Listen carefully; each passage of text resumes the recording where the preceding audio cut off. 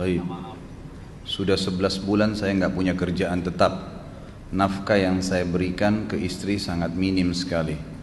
Keluarga istri meminta saya untuk pisah.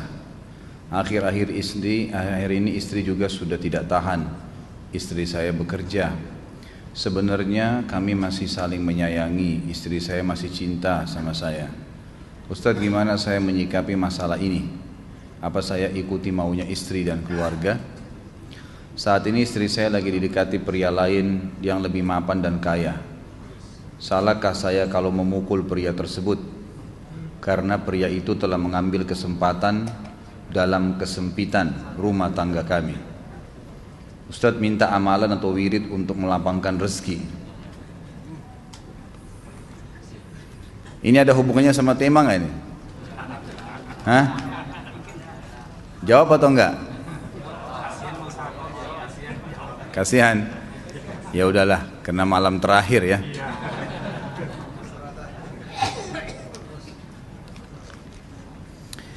Yang pertama sekali, saya menyarankan Anda saran dari laki-laki ke laki-laki. Prinsiplah dan jangan merendahkan diri di hadapan wanita. Maksudnya begini, pada saat seorang wanita yang menjadi istri Anda membutuhkan Anda, tunjukkan kebutuhan kita 1000 kali daripada dia. Dia sayang, dia perhatikan, dia siap berkorban. Kita harus 1000 kali lebih hebat daripada itu. Laki-laki memang penaung. Tapi kapan dibalik? Kalau saya pribadi, kapan dia tidak butuhkan, menunjukkan kebutuhan, saya 1000 kali tidak butuh sama dia. Untuk apa Anda merendahkan diri di depan seorang wanita yang kalau memang dia tidak bisa menjadi seorang istri? Karena kapan wanita sudah menyombongkan diri di hadapan laki-laki, tidak akan ada wibawa sama sekali. Ini poin dulu dalam pembukaan. Dan selalu saya sarankan siapapun ikhwah yang minta saran saya dalam masalah rumah tangga, yang paling pertama ini saya ucapkan, saya bukan menyuruh Anda menjadi keras, bukan. Tapi saya mengajak Anda untuk punya prinsip dalam hidup. Wibawa, pemimpin rumah tangga. Dibutuhkan kita butuh, tidak dibutuhkan ya sudah. Masih banyak gantinya. Dia mau ganti laki-laki lain, silahkan, ahlan wa sahlan, silahkan. Allah akan gantikan penggantinya yang lebih baik. Dan itu harus bisa kita punya prinsip. Memang begitu. Kalau ini kita terapkan dalam kehidupan kita, kita akan sangat mudah hidup. Terkadang subhanallah ada pengorbanan berat. Berpisah dengan meninggal, berpisah karena masalah dosa yang dilakukan oleh pasangan kita, jelas haram. Kalau ada seorang istri hanya karena masalah suaminya kekurangan ekonomi mau berhubungan sama laki-laki lain, wanita apa ini? Cinta itu pengorbanan, kasih sayang, bukan hanya pada saat mampu kemudian disayang, pada saat tidak mampu kemudian ditinggal. Subhanallah. Hati-hati, hukum Allah subhanahu wa ta'ala berlaku. Akhwat yang jadi istri, ikhwah yang jadi suami harus tahu pasangan kita itu punya Tuhan sebagaimana kita punya Tuhan yang sama. Dan Allah itu maha adil. Memang dalam kehidupan kita ada naik turunnya. Dan makna cinta adalah pengorbanan. Itu sebenarnya. Kalau hanya kita kantongnya lagi penuh kemudian disuka sama istri, pada saat lagi tipis, lagi masalah kemudian dia mau berhubungan sama laki-laki lain, na'udzubillah min dzalik. Wanita apa ini? Kalau saya tidak naungin. Kalau saya nggak naungin. Kamu mau sama dia silahkan, ahlan sahlan, silahkan jalan. Kalau saya, istri saya sangat tahu prinsip saya. Kalau kamu merasa ada laki-laki lain yang kamu anggap baik, atau kamu mau ingin memasukkan pendapat keluargamu dalam rumah tangga saya sehingga kedudukan saya sebagai suami tidak didengar lagi, silakan pilih keluarga kamu. Tidak ada masalah. Jadi jangan jadikan sebagai beban. Oh, nanti kalau pisah saya hidupnya bagaimana? Saya melarat. Ini kenapa ini? Saya mati kalau nggak sama dia, ya mati bener nanti. Gila kalau nggak nikah sama dia, gila kalau siapa ini? Ini kenapa ini? Keluar dari bingkai hidup itu. Seorang muslim itu hidupnya mulia. Dia dihormatin, dia menghormatin. Dia dihina, tinggalkan. Allah SWT tidak menyuruh kita menghinakan diri, tidak boleh. Kalau wanita ini misalnya, istri ini yang dikatakan tadi masih mencintai suaminya, dia hanya sekedar minta kerja, ya, garis bawahi kalimat ini ya, Dia hanya sekedar minta kerja untuk membantu nafkah rumah tangga, ahlan wa sahlan, jempol, nggak masalah, bagus itu. Sampai suaminya mapan, itu baik. Tapi dalam kondisi masih status istri punya hubungan sama laki-laki lain, naudzubillah min dzalik. Mana ghirah, mana kecemburuan positif yang telah Allah pelihara dalam diri kita, nggak boleh.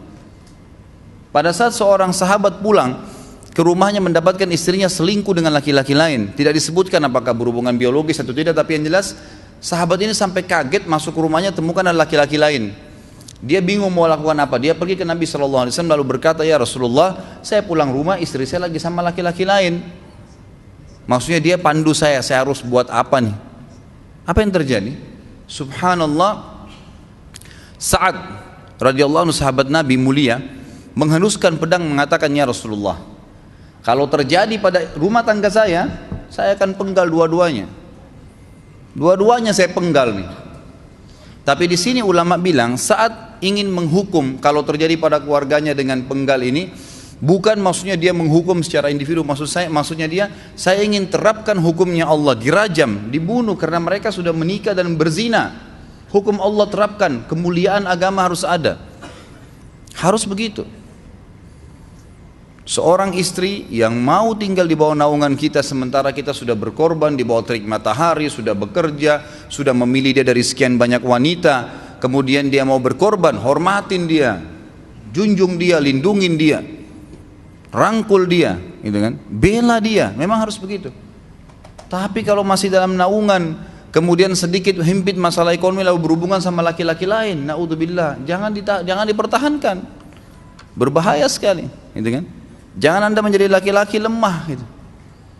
Saya kemarin ditelepon oleh dua orang sekaligus, subhanallah. Sahabat dekat telepon kepada saya, laki-laki.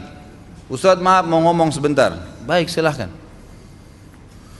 Ustadz saya ini, istri saya pulang ke rumah ke kampung ayahnya ibunya karena alasan mengurus ayah dan ibunya. Akhirnya saya sama anak-anak ditinggal di sini sendiri. Setiap kali saya panggil pulang, dia bilang sudahlah saya nggak mau pulang. Kalau mau nikah lagi silahkan. Dia bahasakan begitu. Bagaimana sarannya Ustadz? Saya bilang nikah lagi. Dengan tegas saya bilang nikah lagi. Kalau tidak terbuka pintu fitnah. Perempuan itu kenapa harus pilih orang tuanya? Tidak boleh secara syar'i. Nggak boleh. Sudah menerima akad nikahnya seorang laki-laki, laki-laki itu yang dinomorsatukan di atas ayahnya, nggak ada alasan. Kalau suami izinkan boleh urus orang tua, kalau nggak diizinkan tidak boleh, nggak boleh. Bagaimana dia tinggalkan suaminya sama anaknya? Kaget itu saya katakan begitu. Iya, bahkan sekarang hukum poligami sudah wajib bagi Anda, nggak boleh. Wajib sekarang.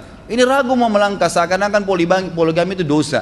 Padahal dia ditinggal oleh istrinya. Bagaimana bisa ini? Ada laki-laki seperti ini nggak punya prinsip, harus melangkah. Dia sudah dapat jawaban saya dikasih. Ini Ustadz teman saya juga mau bicara, masalahnya sama lagi. Ustadz istri saya tinggalkan saya, Ustadz kayak mau menangis. Sebentar, jangan pakai nangis laki-laki. Apa ini cengeng? Ditinggal wanita nangis, subhanallah. Orang nangis itu ditinggal meninggal Rasulullah SAW, ketinggalan sholat subuh berjamaah, itu nangis. Nggak jadi jihad, nah itu nangis. Ditinggal perempuan nangis, la ilaha illallah. Allah ciptakan perempuan lebih banyak daripada laki-laki. Ini bukan menurunkan martabat perempuan ya. Artinya harus seorang pemimpin itu punya wibawa. Nggak bisa, kalau nggak akan dianggap remeh nanti. Istri itu dinaungin, dilindungin, dididik, diberikan haknya ia. Berikan berlipat-lipat penghormatan sebagaimana dia berikan satu penghormatan, nggak apa-apa. Tapi jangan sampai menginjak martabat seorang pemimpin, tidak boleh. Akhirnya saya sampai bilang sama dia, akhi, ambil keputusan. Kamu mau balik sama saya berumah tangga di sini, atau kamu pilih rumah orang tua kamu?